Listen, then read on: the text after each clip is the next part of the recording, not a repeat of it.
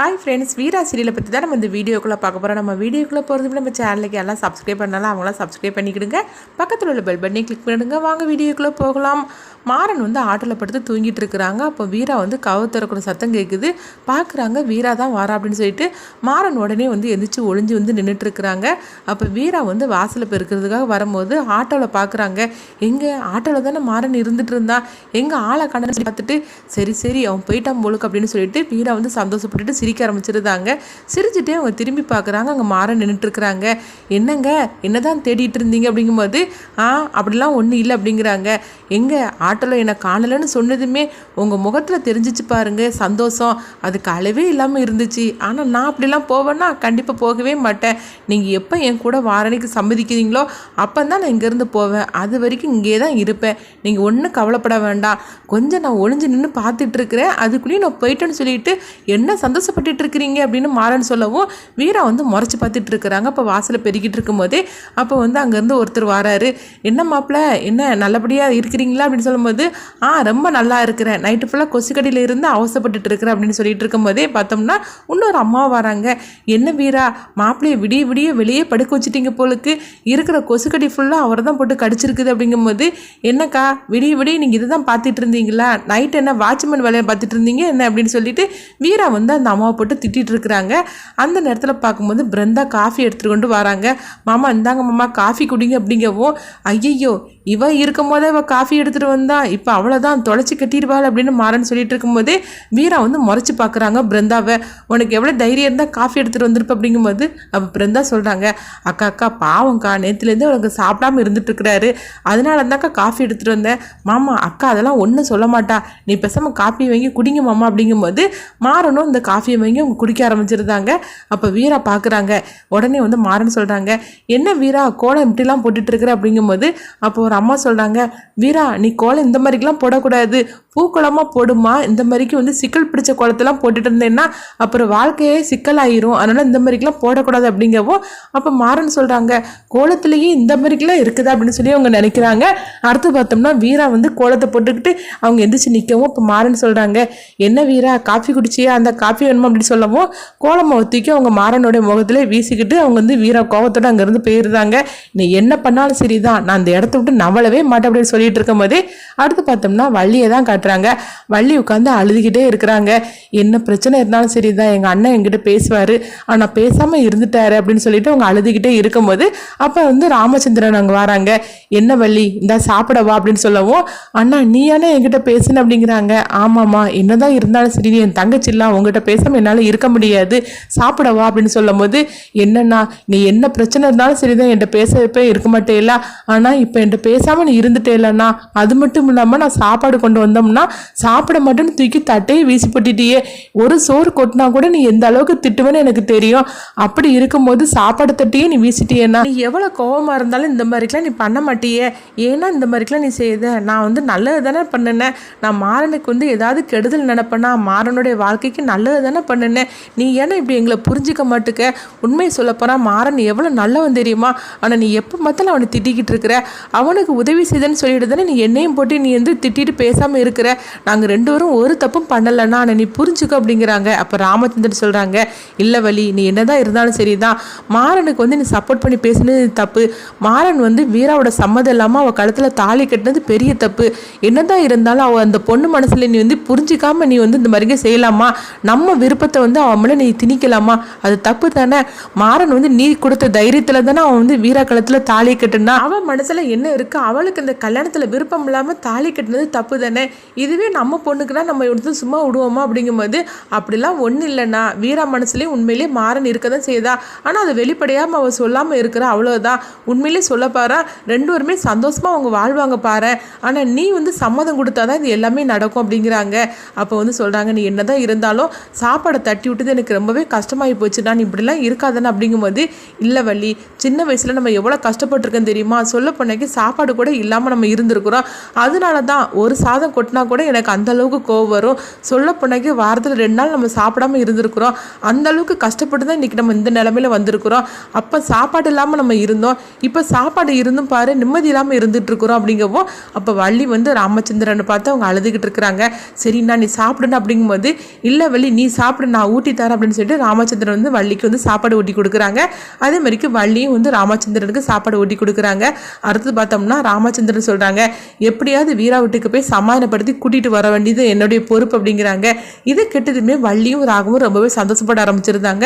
அப்போ வள்ளி சொல்கிறாங்க, உனக்கு சப்போர்ட்டாக நானும் வரேன்னா அப்படின்னு சொல்லவும், நல்ல வேலையா அண்ணனோட மனசு வந்து மாறப்போகுது, ரொம்பவே சந்தோஷமாக இருக்குது, அண்ணன் இந்த அளவுக்கு சீக்கிரத்திலே மாறுவார்னு சொல்லி நான் கொஞ்சம் கூட எதிர்பார்க்கவே இல்லை, இப்படி ஒரு முடிவெடுப்பார்னு சொல்லி நான் எதிர்பார்க்கவே இல்லை அப்படின்னு வள்ளி வந்து ராகவட்ட சொல்லிட்டு இருக்கிறாங்க. அப்போ ராகவ் சொல்கிறாங்க, ஆமாத்த அப்பா வந்து இந்த மாதிரிக்கு ஒரு முடிவெடுப்பார்னு சொல்லி நானும் கூட எதிர்பார்க்கவே இல்லை, இவ்வளோ சீக்கிரத்தில் ஒரு மனசு மாறிடுச்சு அப்படிங்கும்போது எல்லாம் யார் இந்த அத்தையால் தான், அந்த அளவுக்கு நான் வந்து பெர்ஃபார்மன்ஸ் பண்ணியிருக்கோம்ல அப்படிங்கும்போது, ஆமாம் ஆமாம் நீ நல்லாவே தான் பெர்ஃபார்மன்ஸ் பண்ணுவேன், நான் தான் அன்னைக்கு மாறனோட கல்யாணத்திலே பார்த்துட்டோம்ல, நீ கொடுத்த தைரியத்தில் தானே அவன் வந்து வீரா களத்தில் தாலி கட்டுனா, இது எல்லா பிரச்சனைக்கும் நீ தான் காரணம் அப்படிங்கும்போது, டேய் பேசாமல் இருக்க மாட்டியா என்ன, மாறனுக்கு நல்ல ஒரு வாழ்க்கையை அமைச்சு கொடுக்கறதுக்காக தான் நான் எல்லாம் பண்ணியிருக்கிறேன் அப்படிங்கவோ, ஆமாம் ஆமாம் உன் ஆட்டத்தை நீ தொடங்கு அப்படின்னு சொல்லிட்டு ராகம் சொல்லிட்டு இருக்கிறாங்க. அடுத்தவங்க பார்த்தோம்னா மாறனை தான் காட்டுறாங்க. அப்போ மாறனுக்கு வந்து வீராவோட அம்மா வந்து சாப்பாடு கொண்டுட்டு வராங்க. மாப்பிள்ளை இருந்தாங்க சாப்பிடுங்க அப்படிங்கும்போது, இல்லைதான் எனக்கு வேண்டாம், அவள் பார்த்து திட்ட போகிறா அப்படிங்கும்போது, அவள் கிடக்கிற நீங்கள் சாப்பிடுங்க மாப்பிள்ளை அப்படிங்கவோ, அப்போ மாறன் வந்து சாப்பிட்டுட்டு இருக்கிறாங்க. அப்போ கண்மணி வராங்க. கண்மணி பார்த்ததுமே அதிர்ச்சி அடைகிறாங்க. அம்மா நீ கொஞ்சம் வீட்டுக்குள்ளே வா அப்படின்னு சொல்லவும், அப்போ என்னடி அப்படிங்கிற கேட்குறாங்க, என்னம்மா நீ பண்ணிட்டு இருக்கிற, அவனுக்கு போய் சாப்பாடு கொடுத்துட்டு இருக்கிற, அவன் சும்மா ஏன் வந்து இங்கேருந்து கிளம்ப மாட்டான், நீ என்னன்னா இப்போ சாப்பாடெல்லாம் கொடுத்துட்டு இருந்தேன்னா அப்புறம் இந்த இடத்த விட்டே அவன் நவள மாட்டாமா, ஏன் இந்த பண்ணிக்கலாம் நீ பண்ணிட்டு இருக்கிற அப்படிங்கும்போது, நீ சும்மா இருடி பேசாமல் இருக்க மாட்டியா, நீ வந்து மாப்பிள்ளைக்கு சாப்பாடு கொடுக்கூடாதுன்னு சொல்கிறியே, அவர் நேச்சர்லேருந்து சாப்பிடாம இருந்துகிட்டு இருக்கிறாரு, நீ என்ன சொன்னாலும் சரிதான் அப்படின்னு சொல்லி திட்டி விடவும் கண்மணி வந்து கோவத்தோட போயிருந்தாங்க. இப்போ பிறந்தா சொல்கிறாங்க, அம்மா நீ கண்மணி அக்காவுக்கு நல்ல பதிலடி கொடுத்தம்மா, இப்படி கொடுத்தா தான் கண்மணி அக்கா வந்து பேசாமல் இருப்பாமா அப்படிங்கும்போது, ஏடி நான் என்ன பண்ண முடியும், நானும் ஒரு அளவுக்கு தானே பேச முடியும், ஆனால் இவங்க ரெண்டு பேரும் ஏன் தான் இந்த மாதிரிலாம் என் உயிரை வாங்கிட்டு இருக்காளோ தெரியல, ரெண்டு பேரும் புருஷ வீட்டுக்கு போகாமல் இங்கே வந்து இருக்கிறாளுவோ, பார்க்கப்பட்டவங்க 4 பேரும் என்னை எப்படிலாம் கேட்குறாங்க, எனக்குலாம் அசிங்கமாக இருக்குது, நான் சொன்னாலும் புரிஞ்சிக்க மாட்டேக்காங்க அப்படின்னு சொல்லிட்டு பார்த்தோம்னா அவங்க வந்து வெளியே வராங்க. மாறனுக்கு வந்து சாப்பிட்டாரா இல்லைன்னு சொல்லி பார்க்குறதுக்காக. அப்போ வந்து அந்த தெருவில் உள்ளவங்க வராங்க. என்னக்கா மாப்பிள்ளைக்கு வந்து தெருவில் வச்சு சாப்பாடு கொடுத்துட்ருக்கிறீங்க, இதுதான் நீங்கள் மாப்பிள்ளைக்கு வந்து சாப்பாடு கொடுக்குற லட்சணமா என்ன, நேற்றுக்கு தான் கல்யாணம் ஆகிருக்குது, இன்றைக்கி வீட்டு வாசலை வந்து கூட்டிகிட்டு வந்திருக்கிறீங்களே, இப்படியே இருப்பீங்க அப்படின்னு சொல்லும் போது, இதை கேட்டதுமே கண்மணியோட அம்மா வந்து அழ ஆரம்பிச்சிருந்தாங்க. அப்போ மாறன் பார்க்கும்போது, அழாதீங்கத்த அப்படின்னு சொல்லும் போது, என்ன மாப்பிள்ள நான் பண்ணுறதுக்கு, இவங்க 2 பேரும் இந்த மாதிரிக்கு இருந்துட்டு இருக்காங்களோ, கொஞ்சம் கூட உங்களை புரிஞ்சிக்காம எனக்கு இது பார்க்கும்போது எவ்வளோ கஷ்டமாக இருக்குது தெரியுமா, அவளை என்ன சொன்னாலும் சரி தான் பரவாயில்ல, நீங்கள் வீட்டுக்குள்ளே வாங்க மாப்பிள்ள அப்படின்னு சொல்லிட்டு இருக்கும்போதே பார்த்தோம்னா ராமச்சந்திரனும் வள்ளியும் வந்து அவங்க ஆட்டோவில் வந்து இறங்குறாங்க.